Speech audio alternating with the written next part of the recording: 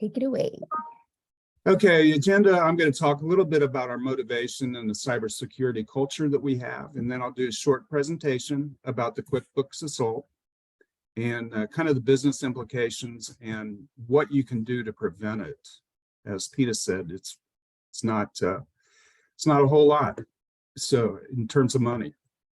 So our motivation, we believe in cybersecurity. We even believe that we're under attack by foreign elements. And I've got a great blog if you want to check it out on that. And we've got a lot of experience in handling these hacks, and almost all of them have foreign software from China or Russia. So we believe everybody needs to protect themselves. As I said, we have a cybersecurity culture.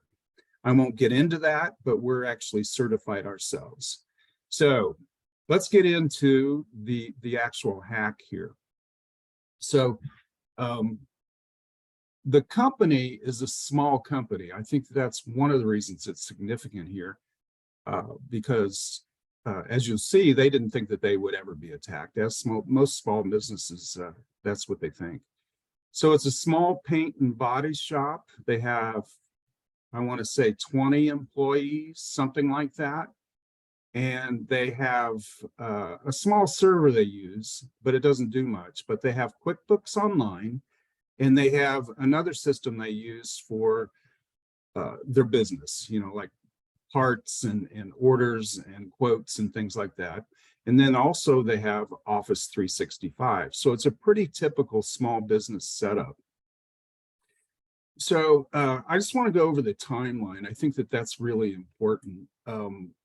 So this company, as many companies do, one of the great things about QuickBooks Online is that you can pay your vendors directly with a click of the button, and it sends the payments out through an ACH transfer. And that's true for payroll too. So any payments that you're making to vendors or your employees or whoever it is, they're all sent out automatically. So they're working along one day, and they get a notice, an email notice, one of the people there, that said, hey, QuickBooks, you know, fraud alert. And so what had happened is that the hackers had gone in and changed or actually added an account into QuickBooks, a vendor account, added their own ACH transfer number, the bank number, and tried to send a payment of $30,000 to themselves. So QuickBooks actually caught it. They have a fraud catch, and I don't know if you set it up. I've never set up QuickBooks Online, but the $30,000 it was obviously over the limit. So that generated an email in which the company or the company contact had to approve that payment. Fortunately, that email got to the person and they didn't know what to do with it. So so you can see it, put yourself in their shoes. You know, you're an administrator, you know, the payable person, you get this email, you don't know if it's a phishing attack. Is it really from QuickBooks? Is this really going on? And so they finally decided that they should find out, and they called the QuickBooks support number. So you can imagine that, I mean, we've all done the call the 800 number for technical support. So it actually took them 2 or 3 days to get through to the right people at QuickBooks on the fraud team. You know, and that's probably true for most people. It's like you don't, you know, you go into one of these help situations and they want to think that you don't know how to use the software. You know, you're at a junior tech, and it takes you a while to get escalated to where you need to be. So it took them days to do that. So long story, or at that point, the QuickBooks team helped them through the process of looking at their account and setting up multi-factor authentication. So you think, okay, everything's fine and good, right? We've got multi-factor authentication. The crooks can't get back in. So of course, they got back in. Well, how'd they get back in? The reason is that these crooks had been in their systems for at least a month or two to figure out how they could steal money. I'm guessing that they didn't even know that QuickBooks existed. But what they did is they broke in through their Office 365 email and took over the admin account. So they could watch emails back and forth. And so even though they set up QuickBooks with multi-factor authentication, those authentications went to the email, which the crooks still had control of it, right? So it happened again. So the crooks tried one more time to get $30,000. Same thing happened again. Fortunately, the QuickBooks people caught it. And then, of course, the people at Corona were freaked out because it had happened twice. So they went in with their IT team and set up multi-factor authentication for Outlook, for their email. And it happened again. So after it happened 3 times, they decided that they needed help, and that's when they called us.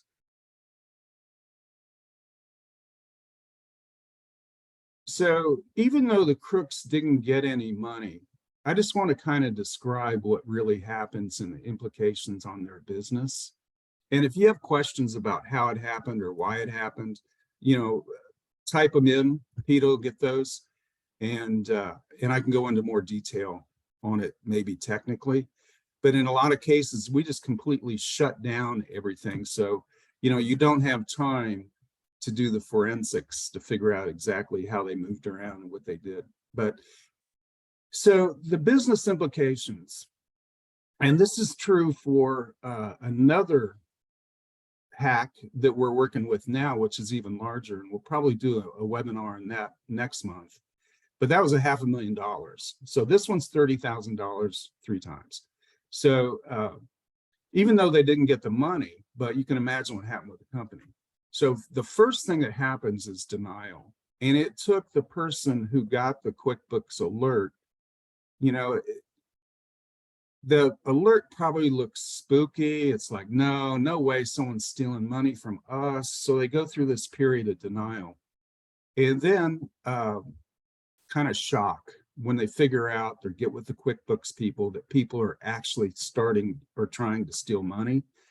And then the third phase of this is just uncertainty. It's like, especially the business owner, if you feel vulnerable that someone can take money, is continually trying to steal money from you, it's like you really have a tough time understanding, what to do, especially if you're not a technical person. The second thing happens is that people start blaming each other, and so they don't realize necessarily that it's a cyber criminal doing it. They think that maybe, it's one of the accounting people, maybe it's someone else in admin. And so, they have to go through that phase. But once they start getting help, they called us in, and so we shut it down. But that didn't stop the impact. So all of their payments going out to vendors could no longer be trusted to be sent through QuickBooks, at least for a period of weeks, right?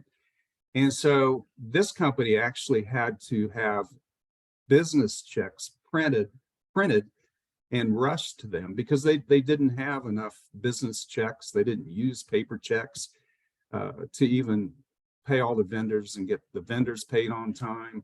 They didn't necessarily have all of the contact information for mailing out their checks to their vendors. So you can imagine it's kind of a nightmare. It's a completely different process going on, a manual process, which this company hadn't done for years.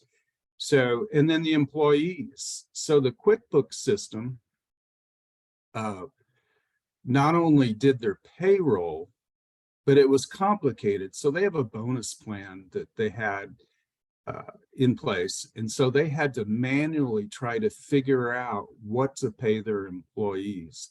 Because in the old days, people did their own payroll and understood payroll. When you have a system like QuickBooks, you're just putting in some numbers and hitting a button. So it took them a while to figure out even, how to pay their people. So they were paying probably more and then later come back and rectify it.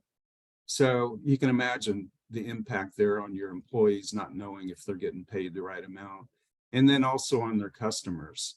So they actually were worried about credit card payments, even though it had nothing to do with it. And so they were worried about the Wi-Fi they had in the, in the waiting room, in the lobby. So, you really go through a whole lot in terms of the impact. And also they were worried their customers knew about it. Customers don't want to go to a company that has been hacked. So it took them a while to finally transition to a positive message. So once we got them settled down, we proved to them that everything was safe and that they could go on with their operations as normal. They actually turned it around. They used it as a positive message in their social media. They did a poster and they put it in their waiting room telling people that they had been certified cyber effective and that their Wi-Fi was safe and that they were safe taking credit cards. So they turned it into a positive message. They even put it on their website. So good for them. Oops.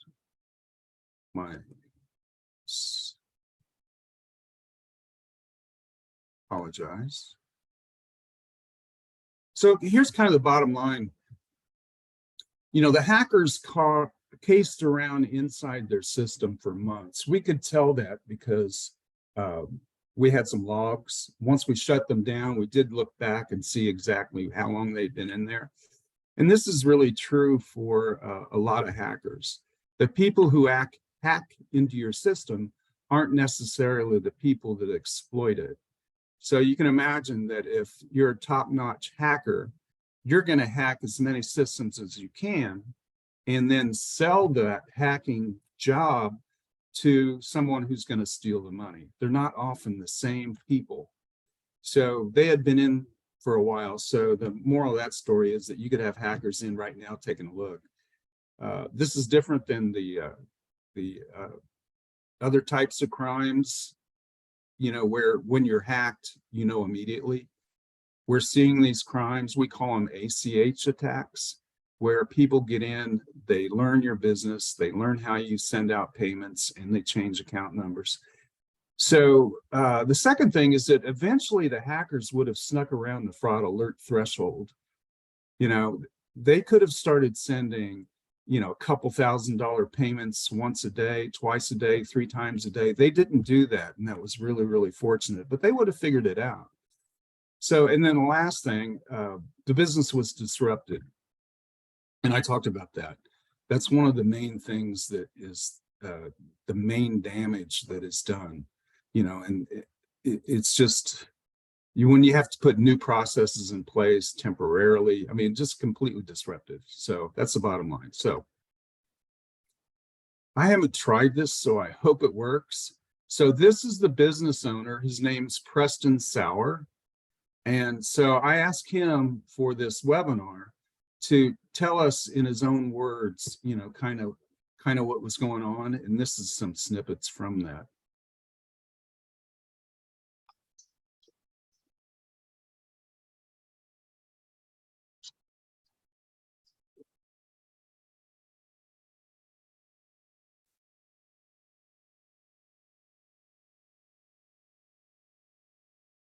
We're not here. I'm not hearing.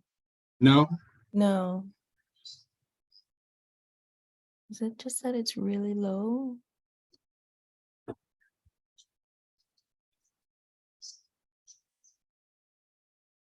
No.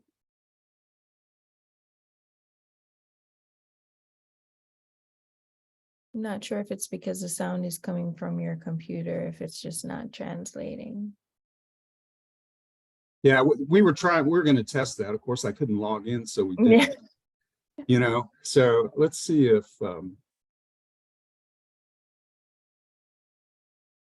going to play it one more time, just at least you can read what he's saying. Mhm. Does that sound good? Yeah. Yeah. And, maybe it'll be in the recording. If not, I'll contact me. And actually, we have this on our website, I think. So I believe so. anyway, I'm going to play it again. Just read it.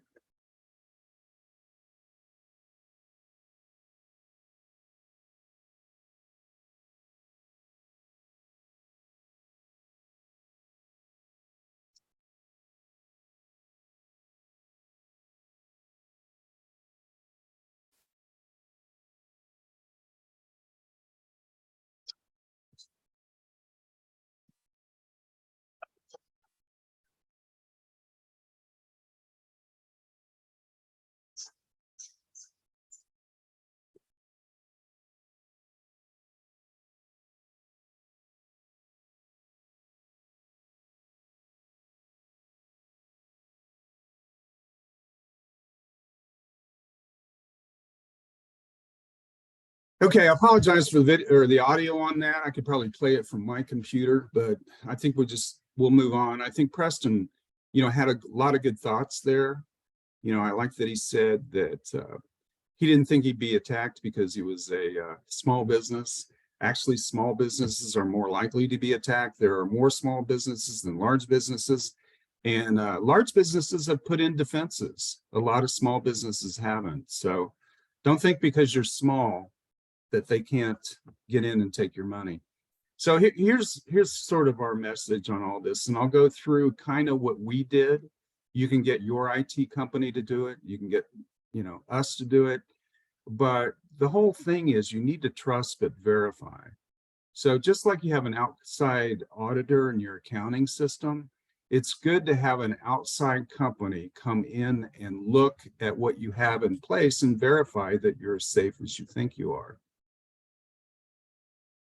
So, and I've been through this before in previous webinars, so I won't go through it in as much detail this time. So these are the three questions. If you own a business, these are the three questions that you need to ask. If you're attacked, how long would you be down? Are our systems and software up to date and equipped to protect us? And do we have a documented plan of action in case something happens? And the plan of action doesn't have to be hugely formal. It can just be one document says, okay, if we get hacked, here's who we call, here's what we do to get out of it. So here are 3 business objectives that you need to consider. Define the acceptable downtime. So in the case of Corona, they were never actually completely down, but their QuickBooks was down. So, go through your own systems and decide, what's critical, what's the critical information that we need, what can we live without for a little while, and then talk about acceptable liability to your employees, vendors, and customers. I mean, that was a big impact on this hack and all the hacks. So discuss those things. And then the whole key to understanding sort of the trust but verify is to do a vulnerability assessment. Identify where your gaps are, and then from that have a plan for moving forward. So now a security assessment is a whole lot easier than you think it is, and a whole lot cheaper. For example, we do security assessments for about $1,500 for small networks. If you have a big complex network, many locations, of course, it's going to be more money. But the reason is that we have a lot of automated tools that we put in your system that automatically report things and tell us where the gaps are. So we go in, we do asset discovery automatically. It's all software, vulnerability scanning. We analyze the results, we give you executive reports, and then we come up with a plan of action. And then over time, you need to do this again. So here are the typical things an assessment will do for you. It'll look at your asset inventory and make sure that everything is valid, that you don't have, hidden assets, hidden computers, hidden wireless devices, etc. Vulnerabilities. So there are databases internationally of vulnerabilities for all major software, and they're documented. And so it'll go in and say, oh, do you have this vulnerability? Do you have that vulnerability? And if you do, that'll come back in a report. Missing patches and updates is one of the most important things. And it's really easy, if you have the right software tools, to go in and compare your updates and patches against where they should be. Insecure configurations, user access. When we come in, and a company may have 20 employees, but we often find that they might have twice that many, who are registered users, because people have left the company and they've never been removed, for example. Remote access, with coronavirus, everybody has remote access. You get that checked out. Make sure your endpoint protections are in place. Define any, network protection gaps with a firewall, etc. Check your backup and make sure that you don't have any cloud security misconfigurations. Everybody's on cloud systems, and so you need to analyze those as well. So like I said, this is the way we do it. And you can hire someone else other than us. I'm happy to talk to anybody about this process to make sure that you understand what you're going to get from someone else. And so I just wanted to go through here's how you do it. So key takeaways: be proactive, because criminals could be in your systems now, and there are all these statistics on that, but most of the time criminals get in and they cruise around for a while to figure out how you're vulnerable, what's the best way to steal money. The vulnerability assessments greatly reduce your risk, and they're inexpensive. So, and cybercrime is about money. The things that we see on the news about cybercrimes are mostly about stolen information, personal information. Those are the ones that make the news, right? But most small businesses don't have a whole lot of personal information, social security numbers or anything like that about their clients and employees for the most part. And if they do, it's generally okay. But the big news is about information being stolen. But the news you don't hear about are the $30,000 that's stolen from this company or that company. And, the government estimates that about half of small businesses will be attacked this year. So small businesses are the most vulnerable. So get rid of that myth and you'll be fine. So that's really all I have. Anybody have any questions, want to know more about the hack and how we handled it, or what to do in case, you feel like you're vulnerable? Just type them in, Peter. I don't see any questions coming in, but I am going to grab the link to the customer story, Preston's story. I'll drop that in the chat. It's can be really eye-opening if you don't have any personal, I hope you don't have any personal experience or know anyone that went through this, but it's really interesting to read through the details and kind of see from the inside what happened and how it impacted the business, not just the business owners, but all the way from the top to the bottom, and even trickling out to the customers, even though I don't think any of the customers are really impacted by this. But now, it was interesting that evidently this company, previous to the current ownership, did have an issue with credit cards being hacked, or credit card numbers being stolen. So a lot of the employees remembered that, and they're actually very happy that they knew that they were cyber safe again.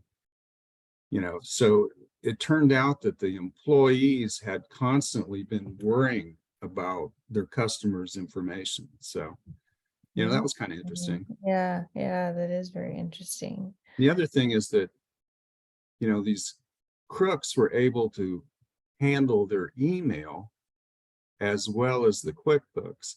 So they were changing emails and account information in QuickBooks. And then when people tried to verify it, they were seeing the verification messages and able to, get those on their own. So, That's crazy. I know. And so anyway, Yeah, I think it's I like that you were able to capture his story and to hear that the employees, and I'm sure by extension some of the customers, were relieved that the company was taking those steps to make sure that they were protected, even if it came after this event had happened, but they were learning from it, and that they were willing to share this, because I think a lot of the big data leaks and breaches that we hear about in the news, I mean, for the most part, we hear about it way after it actually happens, or sometimes the companies, they don't even disclose that happened.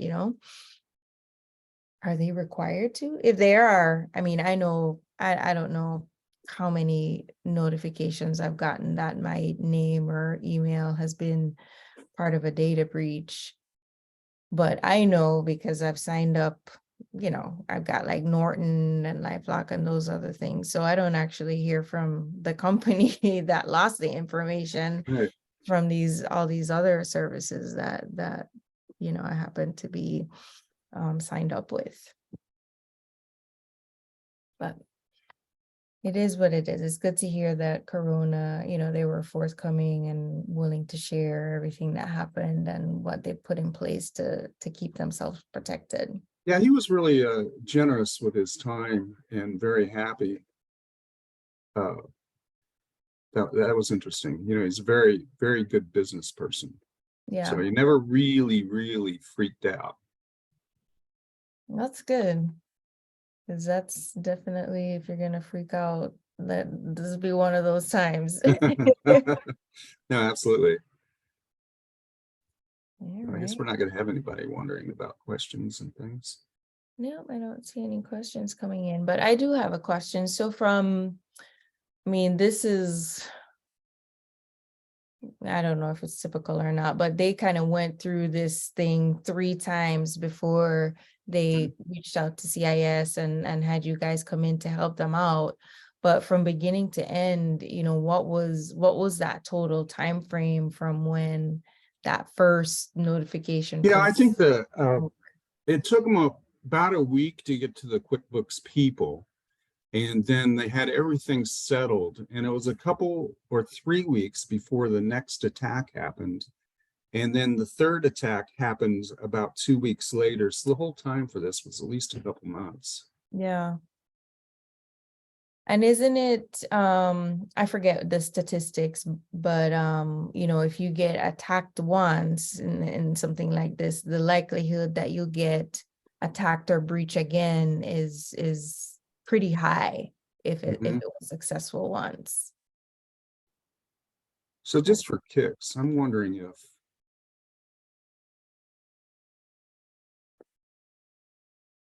we can do this. Curious. I don't know if anyone's still here, but Yeah, we still got a couple of attendees. so Are let's you? see. Does this play?